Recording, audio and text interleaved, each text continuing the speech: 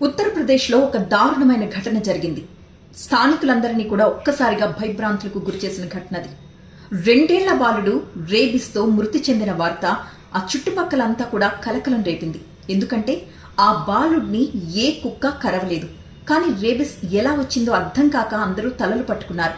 అప్పుడు డాక్టర్ నిర్ధారించాడు, ఆ అబ్బాయికి రేబిస్ సోకడం వల్లే చనిపోయాడు, రేబిస్ సోకి కూడా నెల రోజులవుతుంది అని చెప్పి. అవాక్కవ్వడం తల్లిదండ్రుల వంతైంది. అసలేం జరిగింది అంటే, కొన్ని రోజుల క్రితం ఆ బాలుడు ఇంటి బయట ఆడుకుంటూ ఉండగా కింద పడిపోయాడు. దాంతో అతడి కాలికి గాయమైంది. ఆ గాయం పైన పక్కనే ఉన్న కుక్కొచ్చి దాన్ని నాకింది. ఇది పేరెంట్స్ కూడా చూశారు.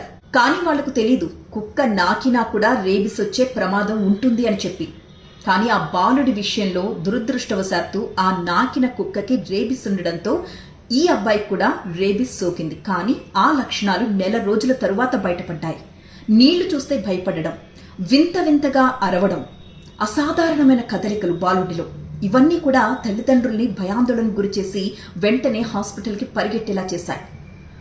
హాస్పిటల్కి జాయిన్ చేసిన 2 రోజుల్లోనే ఆ అబ్బాయి చనిపోయాడు రేబిస్ వ్యాధితో. డాక్టర్స్ ఈ విషయాన్ని నిర్ధారించారు కూడా.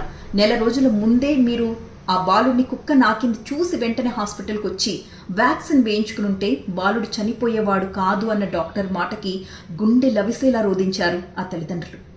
చాలా మందికి ఈ విషయం తెలియదు. కుక్కలు కరిస్తేనే రేబిస్ వస్తుంది అనుకుంటారు. కానీ మన శరీరం మీద ఏదైనా గాయాలున్నప్పుడు ఆ గాయం మీద కుక్క నాకినా కూడా రేబిస్ 100% వచ్చి తీరుతుంది. సో వెంటనే స్థానికులందరూ అలర్ట్ అయిపోయారు. 30 మంది హుటాహుటిన హాస్పిటల్కి వెళ్లి రేబిస్ వ్యాక్సిన్ వేయించుకున్నారంటే వాళ్ళు ఎంత భయభ్రాంతులకు గురయ్యారో ఒక్కసారి ఆలోచించండి. ఆ రాష్ట్రం ఈ రాష్ట్రం అన్న తేడా లేదు. ఎక్కడ పడితే అక్కడ కుక్కలు ఇలాగే మనుషులపై దాడి చేస్తున్నాయి. ఈ విషయం సుప్రీంకోర్టు వరకు వెళ్లి పెద్ద చర్చ జరుగుతుందంటే పరిస్థితి ఎంత తీవ్రంగా ఉందో అర్థం చేసుకోండి. ఒక్క కుక్కలే కాదు, కుక్కలు, పిల్లులు, కోతులు, ఈ 3 ఏది కొరికినా నాకినా కూడా రేబిస్ ఖచ్చితంగా వస్తుంది. ఈ వీడియో అందరికీ షేర్ చేయండి. తెలియని వాళ్ళు తెలుసుకుంటే ఒక ప్రాణం నిలబెట్టిన వాళ్ళు అవుతారు.